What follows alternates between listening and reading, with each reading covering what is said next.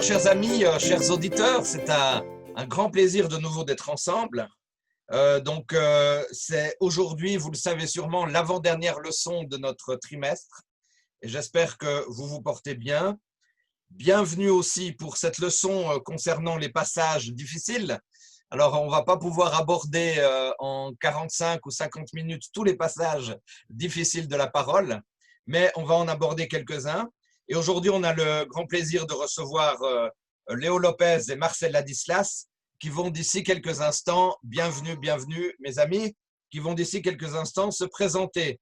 Mais avant cela, je vais peut-être te demander, Léo, si tu es d'accord de nous unir dans une prière. Père, je te remercie encore une fois pour cette occasion que nous avons de partager ta parole, de l'étudier et d'essayer de comprendre parfois ces passages qui sont compliqués, mais que nous savons que grâce au Saint-Esprit, tu nous rassures et tu nous aides à les comprendre dans la mesure que possible. Je te prie maintenant que ton Saint-Esprit il puisse être avec Dom, avec Marcel, mais aussi avec chacune des personnes qui sont en train de regarder cette vidéo, Seigneur. Garde-nous et accompagne-nous. Donne-nous ton Saint-Esprit, c'est ma prière au nom de ton Fils Jésus-Christ. Amen. Amen. Amen. Amen. Merci Léo pour la prière.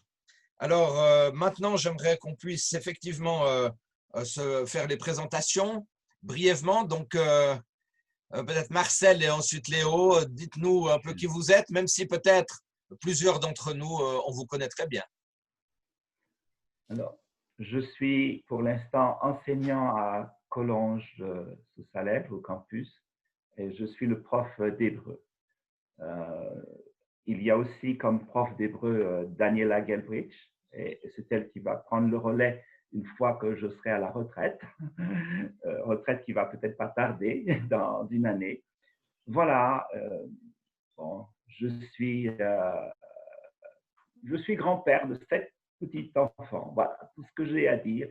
Puis je suis votre frère et ensemble, on aura du plaisir à étudier la parole. Merci beaucoup. Juste une précision. Je ne sais pas, il y a un petit mot qu'on utilise. Tu es philologue, c'est ça? Oh là, oui, disons, j'aime les langues. C'est vrai. Alors, pour les textes difficiles, je pense que ça va bien tomber. Léo? Oui. Et bon, moi, je suis pasteur à la FSRT, donc je travaille avec l'Église hispanique et avec la communauté Vivo à Genève. Et ben voilà, c'est un plaisir de pouvoir être avec vous aujourd'hui. Merci beaucoup. Alors, maintenant, on aura place à une vidéo traditionnelle de la Fédération France-Sud qui s'intitule « Parole en action ». Et puis, quelques instants après, on va se retrouver pour notre étude. Donc, place à la vidéo. Bonjour. Nous sommes aujourd'hui pour introduire la leçon de cette semaine qui parle sur la manière de gérer les passages difficiles de la Bible. Il y a beaucoup de passages de la Bible qui nous semblent inaccessibles, difficiles, et déjà pour nous-mêmes, mais encore plus quand il faut expliquer à quelqu'un d'autre. Ça vous est certainement déjà arrivé que des personnes viennent vous dire « Toi, tu es chrétien, tu connais la Bible, est-ce que tu peux m'expliquer pourquoi ceci ou cela ?» Et il y a des choses comme ça qui nous arrivent assez souvent. Et encore plus difficile quand on voudrait expliquer la parole à quelqu'un qui, à notre avis, n'est pas tout à fait réceptif ou accepte la Bible assez facilement. Dans des situations comme ça, j'aimerais vous encourager à faire totalement confiance à Dieu. Et au moment où des questions difficiles nous arrivent, ou des passages difficiles est face à nous, que l'Esprit de Dieu qui a inspiré les auteurs de l'époque puisse aussi vous inspirer, nous inspirer, pour que nous puissions comprendre quel est l'enseignement que Dieu a à nous dire. Ça m'arrive assez régulièrement, alors que je suis pasteur, que j'étudie régulièrement la Bible, ça m'arrive des fois de faire face à des questions difficiles de personnes et je n'ai pas forcément la réponse. Et peut-être à nous aussi parfois d'avoir l'humilité de dire parfois « je ne connais pas ».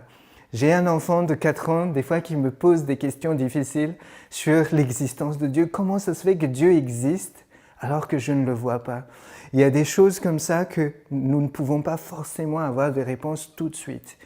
Mais à un moment, Dieu peut toujours nous aider. La leçon de cette semaine peut vous donner plusieurs pistes sur comment aborder le texte et comment aborder les personnes qui sont en face de nous aussi.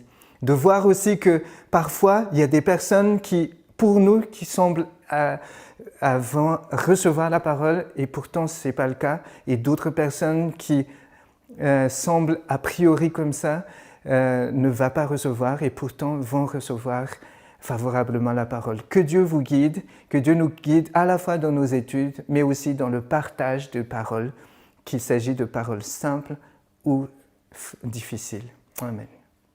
Alors, dans le message « Parole en action », le pasteur du jour nous donne l'idée d'avoir l'humilité de ne pas toujours donner des réponses.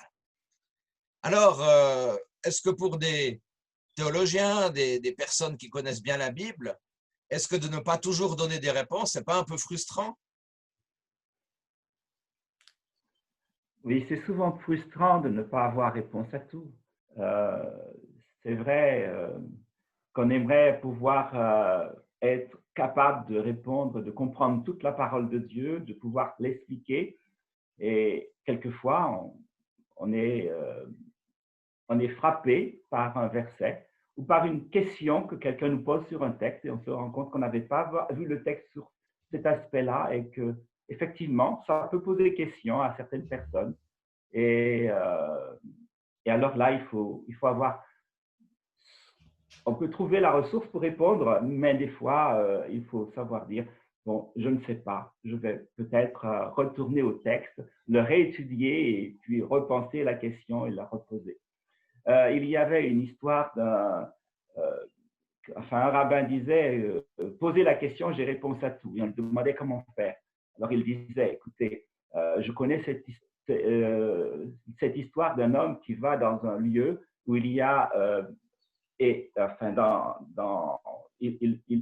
va dans une auberge et il s'aperçoit qu'il y a sur le mur des flèches qui sont bien fichées dans des cibles et pile poil au milieu. Et il se dit, mais quel est cet archer qui a fait cela? Et quand il va, il demande qui est l'archer qui a fait ça. Il dit, mais c'est ce jeune homme qui est là, c'est un garçon de 15 ans, et il lui demande, mais comment tu fais? Il dit, je dessine d'abord les cibles et puis ensuite, je tire la flèche et ensuite je dessine les cibles autour. Donc, quelquefois, nous avons l'impression, en tant que théologiens, de souvent faire ça. Nous déterminons les questions, nos réponses, les difficultés, nous les déterminons, nous les dosons, et puis nous faisons comme si nous savons tout. Mais en réalité, il faut reconnaître que souvent, on n'a pas réponse à tout. Et que s'il fallait tirer la cible, peut-être qu'on passerait à côté de la question. Merci pour ce bel exemple, Léo. Oui, non, tout simplement d'accord avec Marcel. Et c'est dire qu'on avait l'habitude d'avoir des réponses déjà préconçues. Donc, on me pose cette question-là, donc je vais donner cette réponse-là. Quand on me pose cette question, je vais répondre de cette manière-là.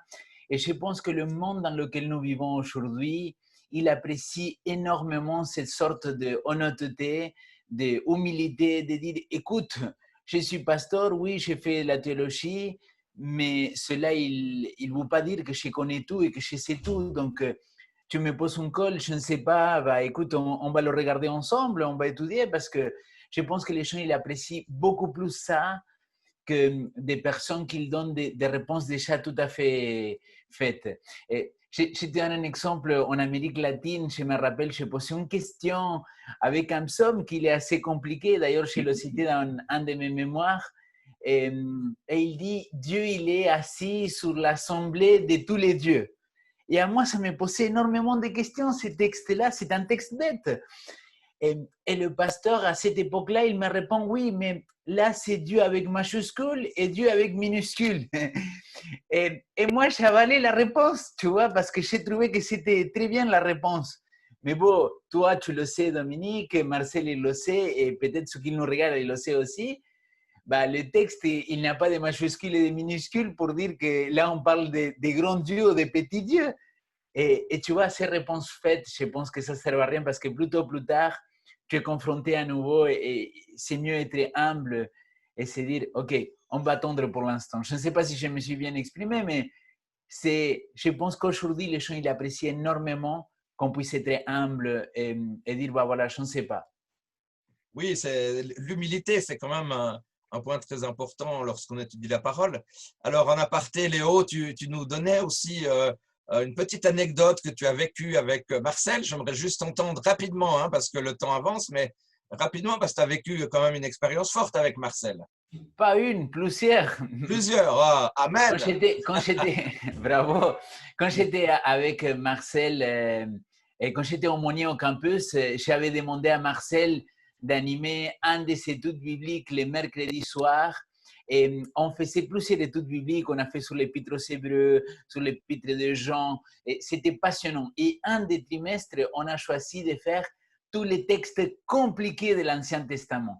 Et avoir Marcel apporter les réponses de ces textes que parfois tu te dis, mais qu'est-ce qu'il fait ce texte ici? Ça a été vraiment une bénédiction de Dieu. Hein.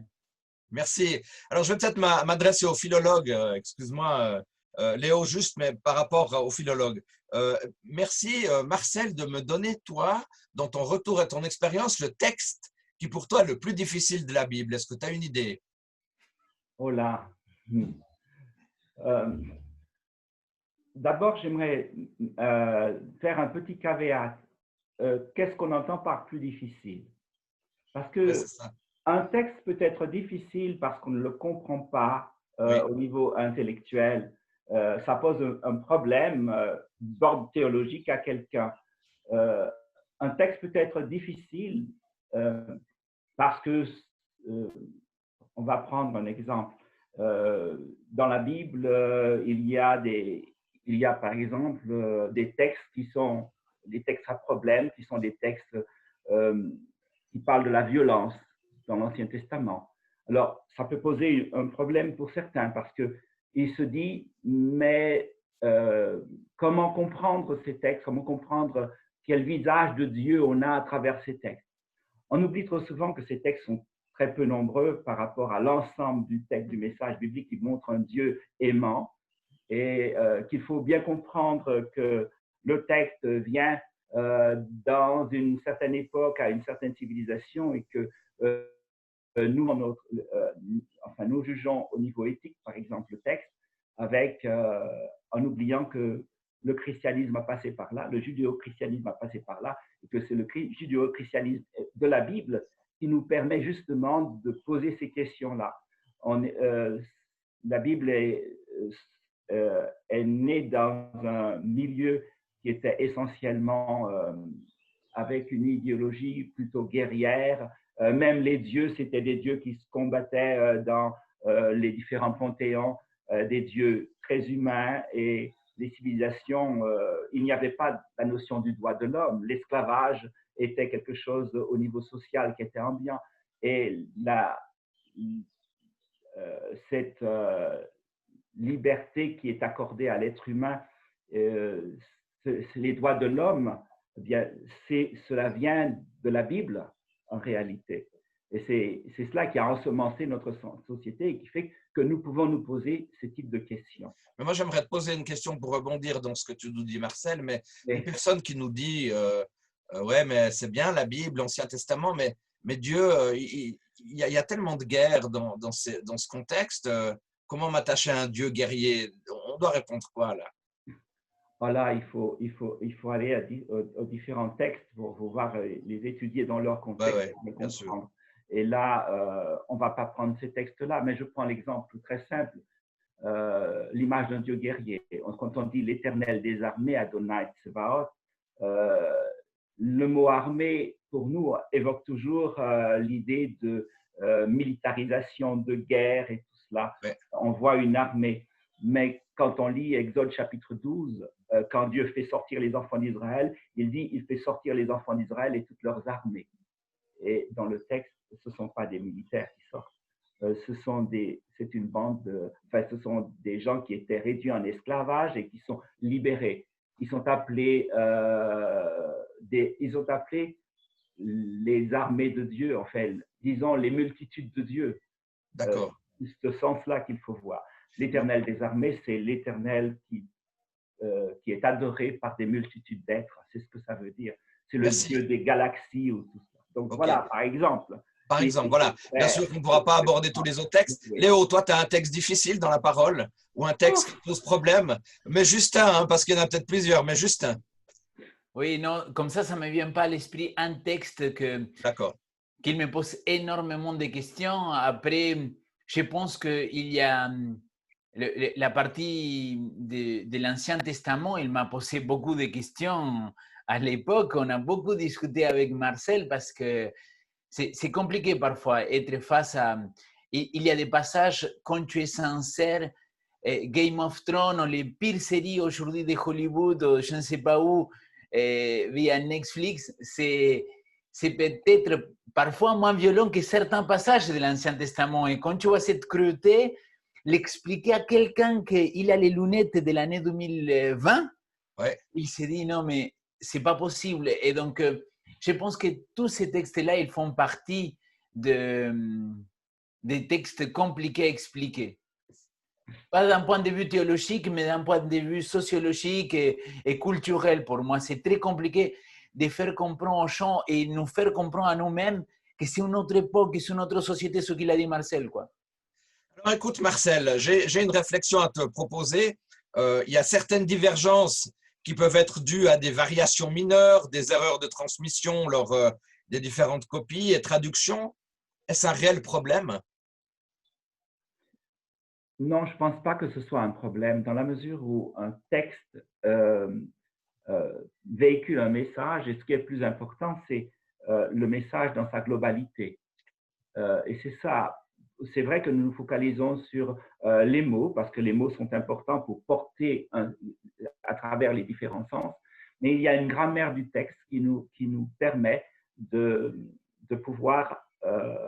il y a des mots qui sont plus importants que d'autres, et souvent, les variations portent sur des faits assez mineurs, en général, parce que le texte est assez bien conservé par rapport aux autres textes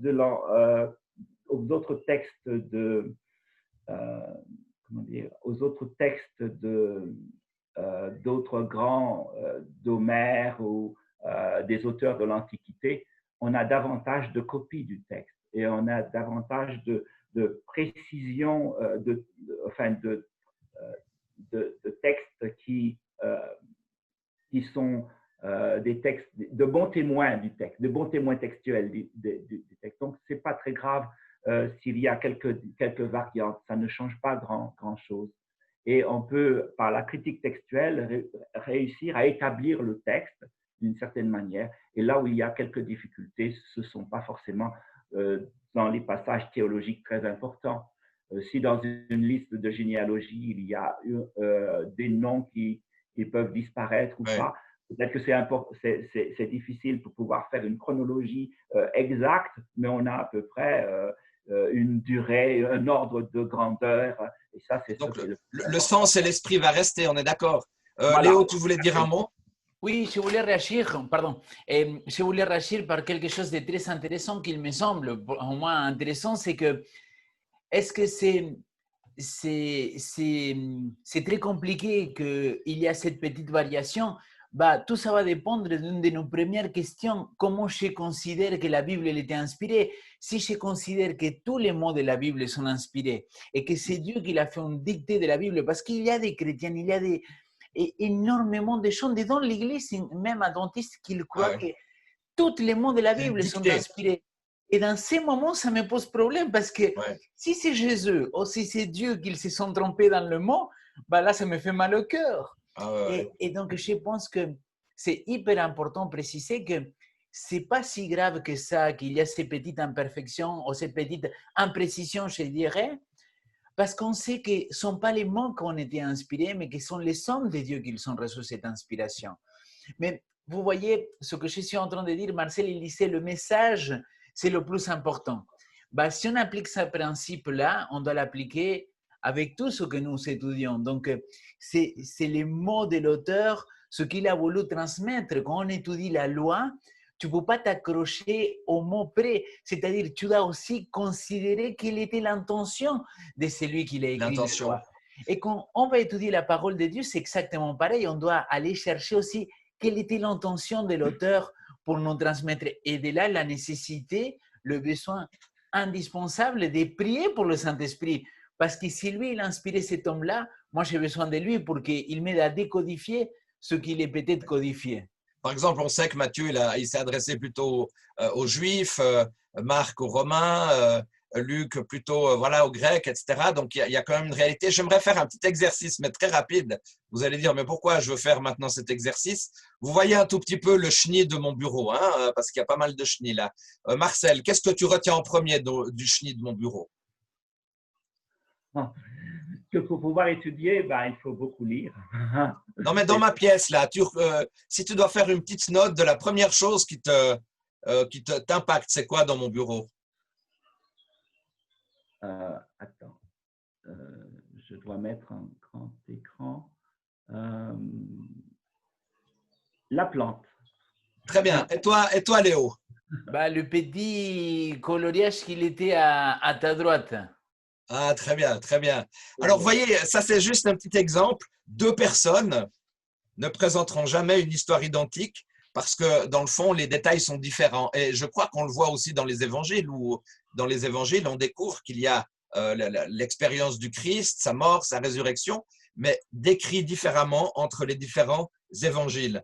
Alors maintenant, vous allez découvrir au PowerPoint deux textes. Le premier, c'est dans Matthieu 20, verset 30.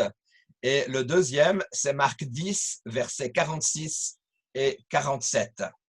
Et là, on a quelque chose d'intéressant, mais qui va corroborer ce que vous avez dit. Ça veut dire qu'il peut y avoir dans le texte des différences, mais qui ne sont pas des différences fondamentales et qui vont changer le sens et l'état d'esprit de la structure. Et comme tu le disais, Léo, aussi, le fait que ces textes ont été donnés et aussi les auteurs ont été inspirés. Alors, dans Matthieu 20, verset 30, il est dit: deux aveugles étaient assis au bord du chemin, et quand ils entendirent que Jésus passait par là, ils se mirent à crier: Seigneur, fils de David, aie pitié de nous. Donc, notons ce court verset. Deux aveugles étaient assis au bord du chemin. Maintenant, nous avons Marc 10, versets 46 et 47, où il est dit: ils arrivèrent à Jéricho. Jésus et ses disciples sortaient de la ville accompagnés d'une foule nombreuse. Bartimée, fils de Timée, un mendiant aveugle, était aussi assis au bord du chemin.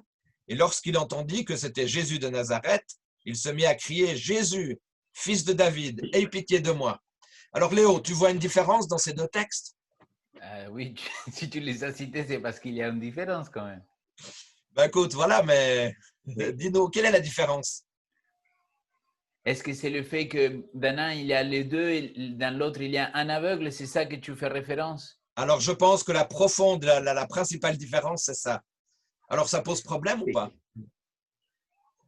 Alors, je vais répondre.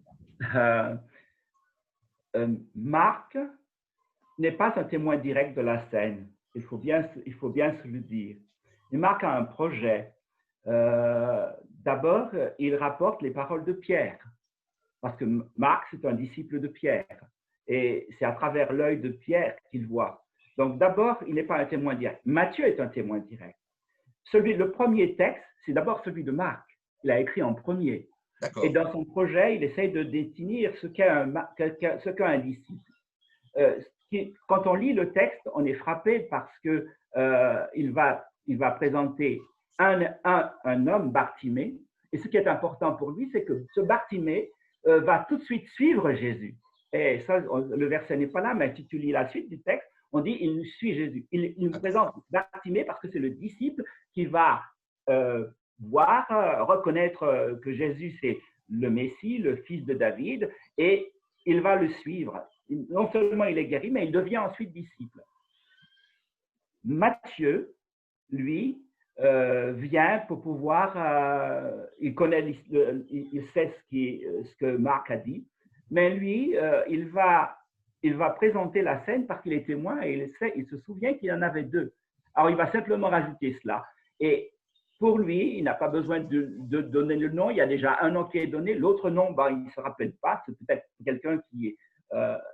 c'est pas très important. Mais vous voyez, ces deux visions, ces deux textes-là sont comme une vision binoculaire dans un champ de vision, dans un champ de vision. Et ça, c'est plus large. Et quand on a ce qu'on appelle une sommation binoculaire, ça permet de voir, voir des objets qui sont moins lumineux. Le fait d'avoir Matthieu, ça nous permet de voir un peu celui qui était dans l'ombre, qui était le deuxième aveugle. Et puis, cette vision qui est un peu, on va dire, stéréoscopique, nous permet d'avoir le relief. On a une profondeur dans l'histoire. Et ça, c'est intéressant. Matthieu, on va dire, certes, un petit peu a donné un petit correctif à Marc, qui écrit en premier, parce qu'il y a un ordre des évangiles. Donc, quand on replace le texte, il faut le replacer dans son contexte, voir l'intention de l'auteur, l'intention de Marc, pourquoi il écrit, pourquoi il présente cette personne comme étant Bartimée, il a un nom, et il devient disciple. Et dans le texte, on a un témoin direct, et puis on a un témoin qui est indirect parce qu'il rapporte le texte. Donc, c'est pourquoi on a cette différenciation. Et puis, on voit quand même dans ces deux textes que ça ne va pas changer les fondements et puis la base de notre foi, dans le fond. Hein. Ça reste quand même des textes où il y a un angle un peu différent, mais qui nous permettent quand même de garder une unité. Alors, dans le PowerPoint que vous voyez, moi, j'aime bien cette citation d'un politicien vaudois qui est actuellement à la retraite, du nom de Claude Ruet. Peut-être le nom, pour ceux qui habitent dans le canton de Vaud, ça vous dit quelque chose. C'est un politicien aussi à tendance chrétienne qui nous dit « Nous détenons pas la vérité absolue, le seul absolu est Dieu. Un homme libre est suffisamment fort pour maîtriser son destin, mais aussi suffisamment humble pour se laisser guider par plus haut que soi. » Alors, ça te parle aussi, Léo, cette citation, toi, tout à l'heure, qui parlait de l'importance du Saint-Esprit? Oui, évidemment, parce que moi, j'insiste beaucoup parce que j'ai beaucoup souffert avec ça. Hein. Vraiment, j'ai énormément de souffrance concernant ce qu'on me disait de l'inspiration et comment la Bible il fonctionnait. Et quand j'ai commencé à étudier moi-même et aller plus loin et voir toutes ces différences-là, j'ai beaucoup mal vécu le fait d'avoir toutes ces différences-là parce que je croyais que la Bible est inspirée mot par mot. Hein. C'est ma réalité d'où je viens. Alors, est-ce qu'à cause de ça, j'étais un mauvais chrétien? Mais rien du tout, ce n'est pas du tout ça le cas. C'est qu'avec le temps, tu prends des reculs et tu te rends compte, en tout cas, moi, je comprends qu'aujourd'hui, je ne suis pas un bibliolâtre. Moi, je suis un disciple de Jésus-Christ. Le seul auquel je dois mon adoration, c'est à mon Seigneur Jésus-Christ et à mon Dieu. Et donc, pourquoi je dis ça? Parce que même si j'adore cet instrument-là, c'est l'instrument avec lequel je travaille tous les jours, même si je crois que c'est extraordinaire, ce n'est pas lui qui doit être adoré. Lui, c'est que le véhicule de comment Dieu il s'exprime. Et donc, l'autorité suprême, c'est Dieu. Et je me rappelle avoir eu des discussions virulentes parfois avec des collègues, avec des personnes qui peut-être ils n'ont pas les mêmes croyances que moi. Et je disais, attends, est-ce que tu veux enfermer notre Seigneur Tout-Puissant, le Créateur de l'univers, dans 66 livres? Et 66 livres pour les protestants, sans compter les deutérocanoniques. Mais tu ne peux pas enfermer Dieu Tout-Puissant, Créateur de l'univers, dans 66 livres. Donc, ça, c'est une façon de voir Dieu. On regarde, et évidemment qu'il y a beaucoup d'imprécisions. Je vous rappelle qu'entre Matthieu et Marc, et sûrement Marcel, il connaît beaucoup mieux que moi tout ça, mais vous vous rappelez l'histoire du bâton? Il dit, bah voilà, quand vous devez partir en voyage, et je pense que l'un, il dit, vous prenez pas de vêtements, pas ceci, pas cela, mais vous prenez qu'un bâton. Et dans l'autre évangile, il dit, vous prenez même pas de bâton. Donc, est-ce qu'ils sont en train de se contradire, de se taquiner? Mais on s'en fiche à la limite, parce que le message que les deux, ils sont en train de dire, bah, quand tu vas suivre le Seigneur Jésus-Christ, il faut que tu laisses tout de côté et que tu fonces, quoi. Et ça, je trouve merveilleux. Je ne sais pas vous, mais c'est Dieu qui le fait autorité. Et tu sais quoi, moi, je rêve avec un moment, et peut-être je rêve mal, hein, mais je m'imagine à Dieu, il dit, Seigneur, et pourquoi il était écrit ça comme ça, là? Et je l'imagine avec un grand sourire, il me dit, Léo, ben écoute, c'est pas ce que je voulais dire, mais l'auteur, je dois respecter aussi qui il est et ce qu'il voulait transmettre et comment il voulait le transmettre. Parce que c'est un Dieu d'amour qu'il accepte la volonté de l'autre. Et ça, je pourrais donner beaucoup d'exemples, mais je te laisse continuer, Dom. Merci. Alors, merci beaucoup pour cette réflexion qui est aussi très pertinente. Alors, j'aimerais partager avec vous un texte qui se trouve dans le livre des Actes, au chapitre 17, versets 1 à 10. J'aimerais le lire. Alors, c'est l'opposition des Juifs, notamment à Thessalonique. On sait que l'apôtre Paul, il a dû beaucoup batailler avec les Juifs. Et à un moment donné, il s'est dit, moi, les Juifs, c'est bien, mais j'aimerais m'adresser aussi aux païens.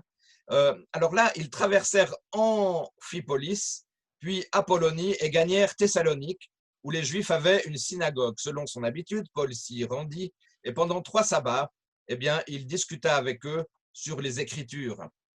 Il leur expliqua et leur démontrait que d'après elles, le Messie devait mourir puis ressusciter. Verset 4, quelques Juifs furent convaincus et se joignirent à Paul et Silas, ainsi qu'un grand nombre de païens convertis au judaïsme et plusieurs femmes de la haute société. Mesdames, c'est bien, c'est intéressant. Hein? Mais les autres Juifs jaloux recrutèrent quelques voyous trouvés dans les rues et provoquèrent des attroupements. Je vais aller un peu plus loin, verset 6. Mais ils ne les trouvèrent pas. Alors ils emmenèrent Jason et quelques frères devant les magistrats de la ville. Verset 7, Jason les a reçus chez lui. Ils agissent tous contre les édits de César, car ils prétendent qu'il y a un autre roi nommé Jésus. Ces paroles émurent la foule et les magistrats. Ceux-ci ne relâchèrent Jason et les autres croyants qu'après avoir obtenu d'eux le versement d'une caution. Et puis enfin, au verset 10, dès qu'il fit nuit, les frères firent partir Paul et Silas pour Bérée, et une fois arrivés là, ceux-ci se rendirent à la synagogue des Juifs. Alors dans ce texte, il y a quand même quelque chose que j'aimerais m'arrêter quelques instants.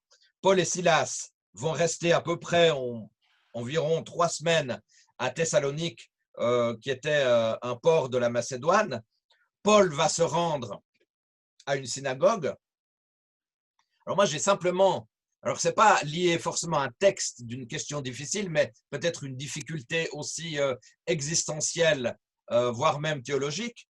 Paul se rend à une synagogue. Comment pensez-vous qu'il s'y est pris pour pouvoir y accéder, y avoir la parole? On aurait dû le mettre dehors manu militari, non, Marcel? Oui, bon, Paul c'est un juif, hein, comme les autres, Ouais. donc il se rend à la synagogue et il parle avec les gens et il discute. Et il a comme livre de base les Écritures, et là c'est l'Ancien Testament, c'est le Tanakh, c'est les écrits de l'Ancien Testament seulement qu'il a. Et il veut partager, il a ce désir de partager. Ouais. Il va, dit le texte, et il dit, il discute avec eux. Mais le texte dans le grec, il dialogue avec eux. Donc, il entre en dialogue avec les personnes qui sont là. Souvent, il faut simplement chercher à dialoguer avec les gens. Donc, le verbe grec pour discuter, c'est pas pour discutailler et autres, c'est essentiellement essayer d'entamer un dialogue. C'est la raison pour laquelle nous faisons des dialogues interconfessionnels et nous parlons, nous essayons d'expliquer d'expliquer notre manière de voir le texte. Alors, c'est vrai que pour un juif, le christianisme au début pose problème. C'est très difficile. Aujourd'hui, pour nous chrétiens, c'est facile d'accepter que Jésus soit Dieu incarné, mais pour un juif de l'époque, cela posait problème. Il fallait donc aller dans la Bible, ouvrir le texte. On dit il ouvrait le sens pour établir que le Christ devait souffrir, se relever des morts, pour montrer que Jésus, c'est vraiment le Mashiach, le Messie. Le texte dit ouvrir dans le grec simplement. Mais on comprend bien que c'est ouvrir le sens du texte. Jésus, par exemple, sur la route d'Emmaüs, il est dit, il ouvre le texte biblique. C'est le même texte, il explique le texte. Hein, certaines versions disent expliquer le texte. Et le texte reste un texte qui est hermétique, qui est fermé, et il faut ouvrir le texte. Il faut permettre aux gens d'accéder au sens. Et ça, c'est ce que nous devons faire. L'Éthiopien, il dit, comment pourrais-je comprendre quand, par exemple, avec l'Éthiopien, Philippe parle, il comprends-tu ce que tu lis? Il dit, mais comment pourrais-je comprendre s'il y a quelqu'un qui me guide? Souvent, on a besoin de quelqu'un qui nous aide à comprendre le texte. Et c'est ce que fait Paul. Il essaie d'expliquer à ces Juifs qui sont là quel est le message, la portée du texte. Alors là, on voit aussi que les Juifs, j'imagine, ils attendaient plutôt un Messie glorieux qui les délivre du pouvoir romain.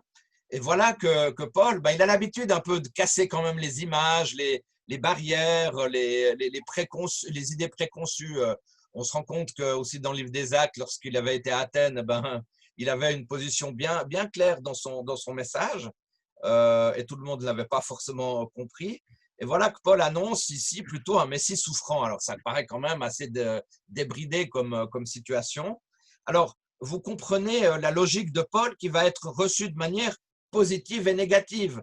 Alors positive par les païens et les femmes de haute société, et négative par les Juifs jaloux qui vont même, nous dit le texte, alors c'est quand même très puissant, recruter des voyous. Alors, comment expliquer, Léo, j'aimerais m'adresser à toi, comment expliquer que les plus grandes réactions positives ne proviennent pas de son public cible? Pour moi, c'est comme il a dit Salomon, hein, il n'a rien de nouveau sous le soleil, les amis. L'histoire, il se répète. Et ce que je veux dire avec ça, c'est comme aujourd'hui. Parfois, on est en train de prêcher un samedi matin, parfois, on est en train de s'adresser à quelques personnes dans une étude biblique, et c'est lui qu'on pense qu'il va être très touché par le message, il ne l'est pas, et l'autre, il l'est. Et j'aimerais citer encore Paul en disant, il y a un qui sème, il y a l'autre qui arrose, mais c'est lui qui fait croître. Je reviens, pardon, peut-être je me répète, mais c'est le Saint-Esprit.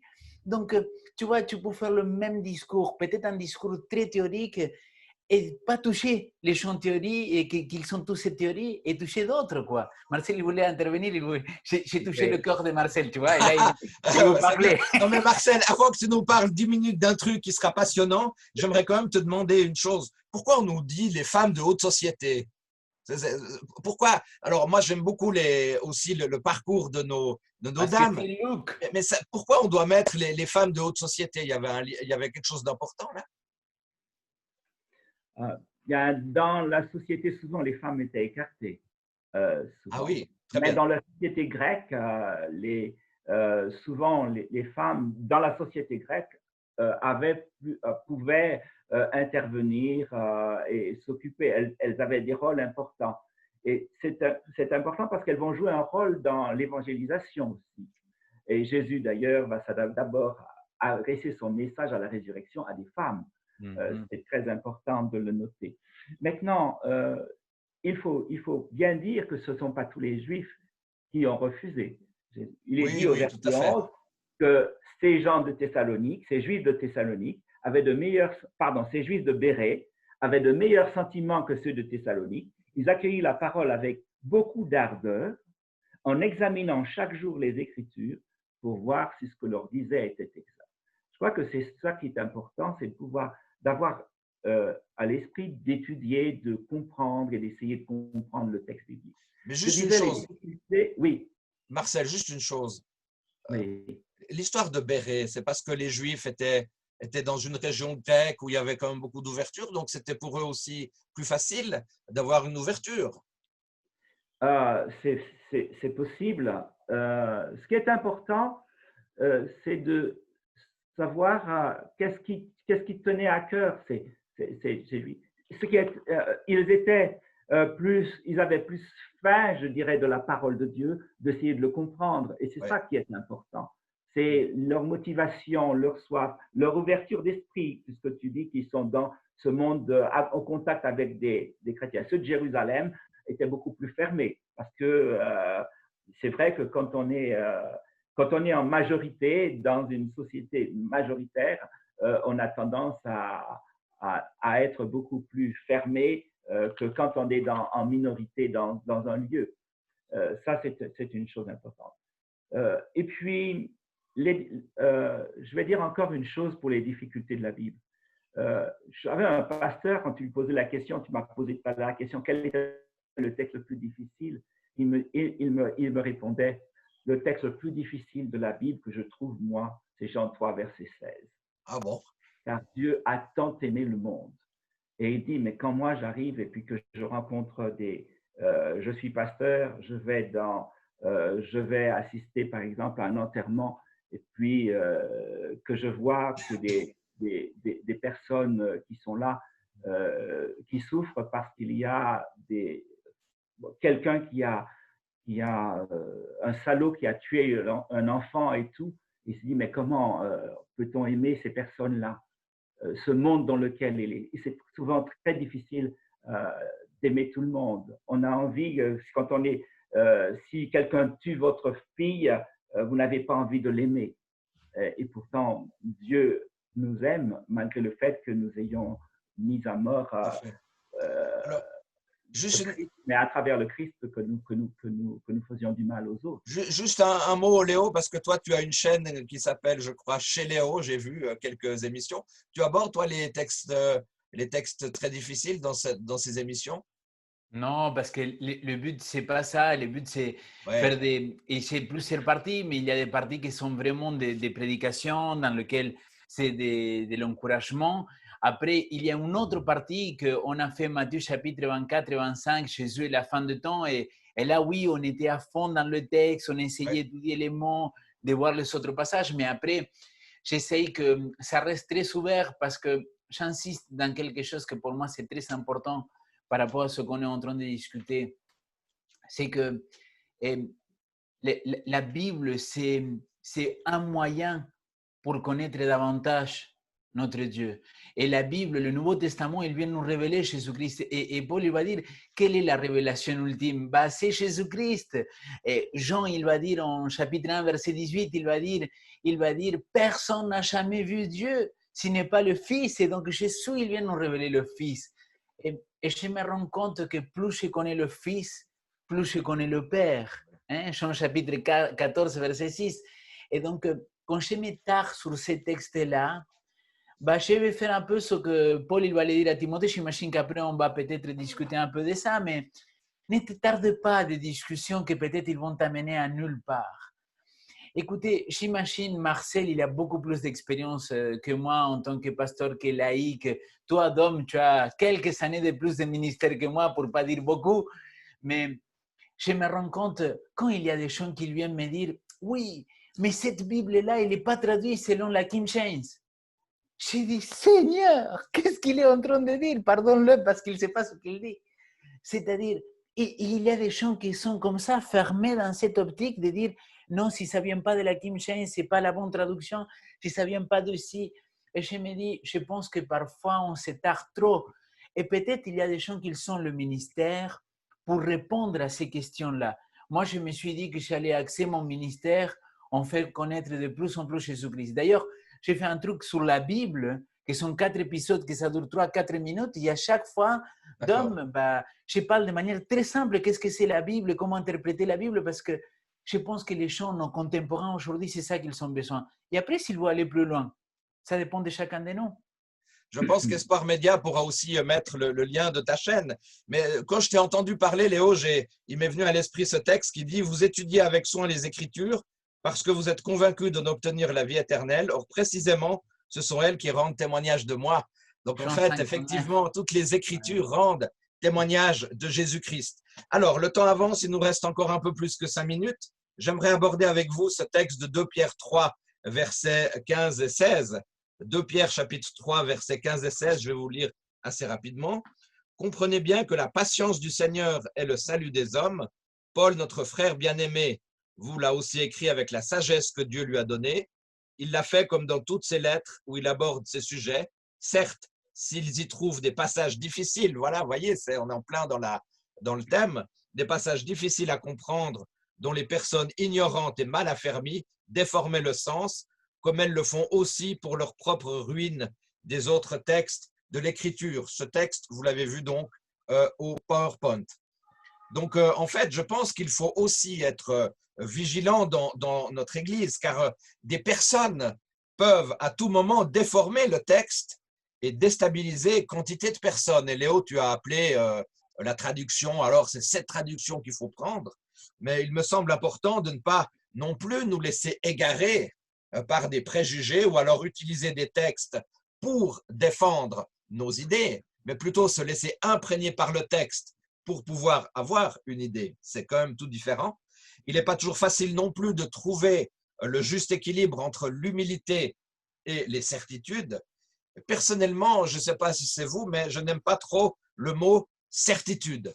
Alors, rapidement, vous aimez ou vous n'aimez pas le mot certitude? Bon, ça peut rassurer, mais en même temps, moi, je n'aime pas du tout ce mot certitude. Je laisse répondre à Marcel parce qu'il voulait dire quelque chose aussi en même temps. D'accord. Alors, je veux rebondir sur ta question en certitude. Je rappelle que la foi, c'est toujours au prix du doute. Et que la Bible est là pour nous parler de foi. Et peut-être que les passages les plus difficiles de la Bible, enfin, la difficulté essentielle des passages de la Bible, c'est le fait qu'il nous appelle à croire. Pour beaucoup de gens il y a beaucoup de gens qui n'admettent pas les miracles de la Bible, qui n'admettent pas que le Christ soit vraiment Dieu incarné. L'éruption de Dieu dans nos vies est une chose qui n'est pas naturelle pour beaucoup de gens. Et ça, c'est une grosse difficulté. Pierre, quand il dit il y a des passages difficiles dans Paul, si on regarde au niveau de la difficulté, dans Pierre, il y a par exemple le Christ qui va aux enfers, etc. Bon, ce sont des passages qui sont difficiles, beaucoup plus difficiles que ceux qui se trouvent dans Paul. Et dans Paul, ce sera des messages, par exemple, l'Épître aux Romains qui s'appelle la cathédrale de la foi chrétienne. Mais c'est justement ces appels, ces textes qui sont là et qui nous parlent de la foi, qui sont peut-être les plus difficiles à comprendre. Parce que la foi vient de ce qu'on entend vient de la parole de Dieu. Amen. Et c'est cette parole-là qui doit nous permettre de voir le vrai visage de Dieu et nous amener à l'aimer et à l'accepter. Il est dit, ce sont des personnes ignorantes et mal affermies. Alors, le mot pour ignorant, c'est amathès, c'est-à-dire non apprenant, littéralement, non disciple. C'est pas parce que on peut être un homme de ce siècle, de ce 20e siècle, avec toute notre science et tout ça, et rejeter la simple parole de foi de la parole de Dieu, avoir la difficulté d'accepter que Dieu ait créé le monde selon le simple texte de Genèse. Trouver que c'est beaucoup trop simpliste, que Jésus se soit incarné, qu'il soit venu là, bien, c'est difficile à accepter dans notre siècle-là. Et c'est peut-être les passages aujourd'hui qui sont les passages les plus difficiles pour le texte biblique, alors que peut-être pour certains, ça nous paraît simple. Donc, il faut bien comprendre cela. On ne comprend qu'avec le cœur, il faut se mettre à l'école du Christ. Le Christ dit « Apprenez de moi, car je suis doux et humble de cœur ». On a parlé d'humilité au début, et on doit parler de cette humilité que l'on a. Et même le Christ nous invite à être comme lui, doux, humble de cœur. Et c'est en étant disciple du Christ qu'on peut comprendre le texte biblique. C'est en se mettant à l'école de Jésus. Et c'est en étant dans des hommes, c'est par la foi, dit le texte dans l'Épître aux Hébreux, qu'on peut comprendre comment Dieu a créé à partir de rien. Et cet élément de la foi est très important. Il ne s'agit pas simplement d'être ignorant ou d'être sans instruction. C'est plus le fait qu'il faut se mettre à l'écoute de Dieu. Dans Exode chapitre 24, verset 6, quand les enfants d'Israël entendent, il dit Naaseh venishma, nous écouterons et nous ferons. Pour pouvoir, il faut se mettre à l'écoute de la parole de Dieu d'abord. Mais souvent, l'écoute vient quand on commence à se dire bon, ben, je vais ouvrir mon cœur à Dieu, je vais me mettre à lui obéir. Ça ne veut pas dire qu'il faille abdiquer avec notre raison, hein, il faut raison garder, mais néanmoins, il faut faire s'ouvrir à l'amour de Dieu, s'ouvrir au message biblique. Et c'est peut-être là que se trouve le cœur Je pense que là, tu touches quelque chose d'important. Il y a beaucoup de réflexions qui disent on ne devrait pas ouvrir notre Bible sans prendre un temps de prière aussi pour que… Puis Léo nous a parlé du Saint-Esprit, l'importance d'être guidé par le Saint-Esprit aussi. On ne devrait pas ouvrir notre Bible sans prendre un temps de prière. J'aimerais vous poser une dernière question, mais répondez-y rapidement si possible. C'est peut-être pas évident.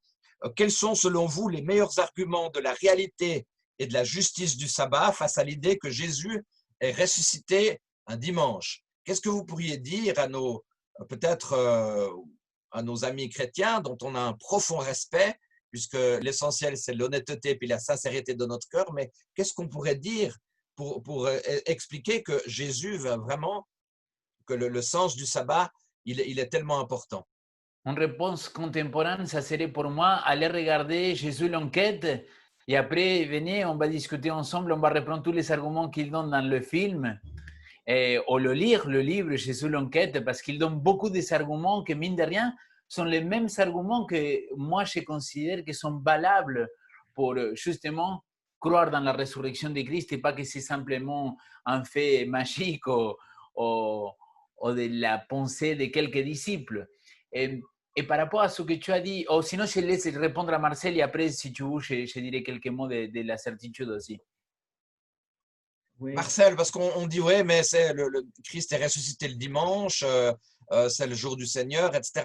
Quel est mais rapidement, si possible, parce que là, le temps est déjà un peu dépassé. Rapidement, qu'est-ce qu'on pourrait donner comme fait saillant? Le Shabbat est au cœur du décalogue. Les principes du décalogue sont des principes d'amour. Tu aimeras Dieu, tu aimeras ton prochain. Et Jésus dit, si vous m'aimez, gardez mes commandements. Soyez amour.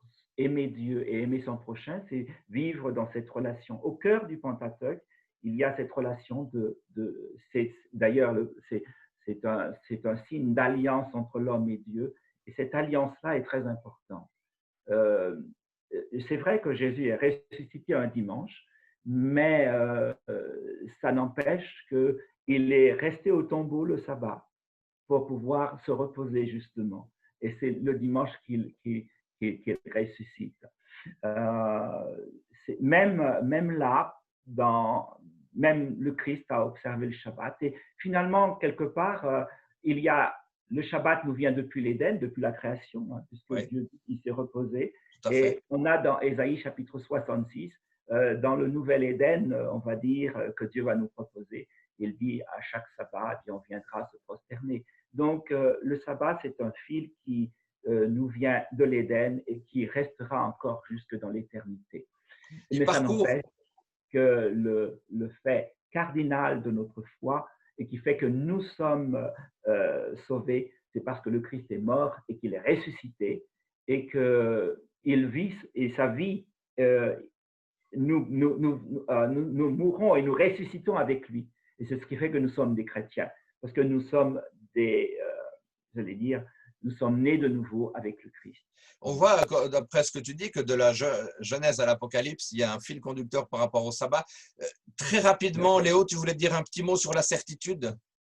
Non, c'est tout simplement ce qu'on venait de dire, c'est la preuve la plus grande de la résurrection de Christ, c'est que nous trois, on est en train de parler et qu'il y a tous les autres gens qui sont dans le chat, qui sont en train de nous suivre en ce moment et qu'ils sont passionnés par la même chose.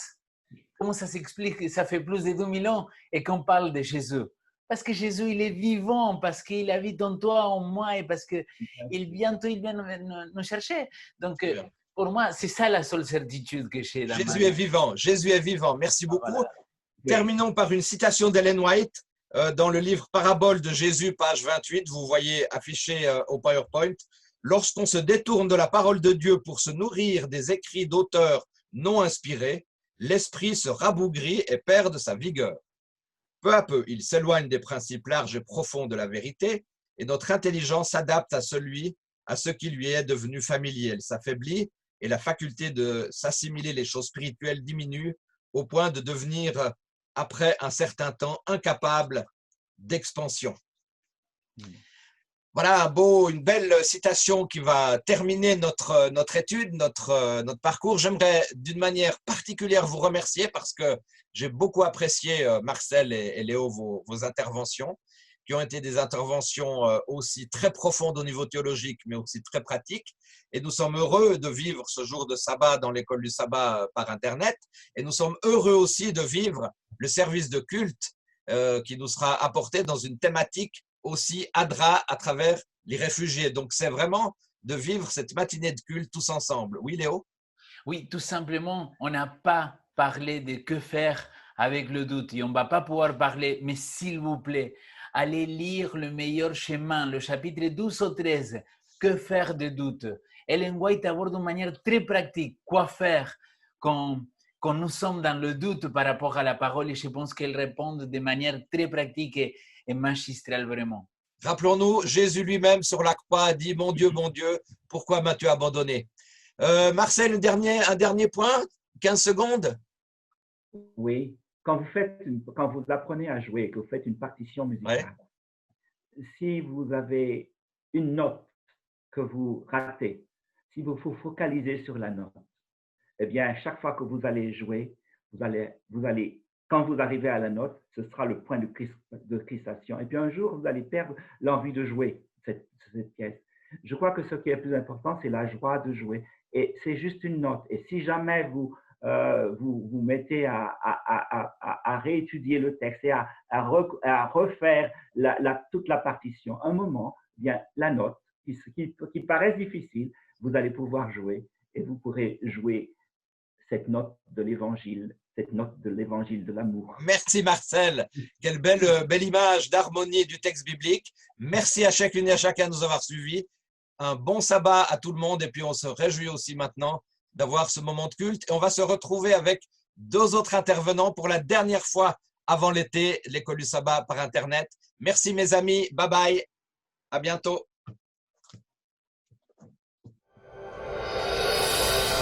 Thank you.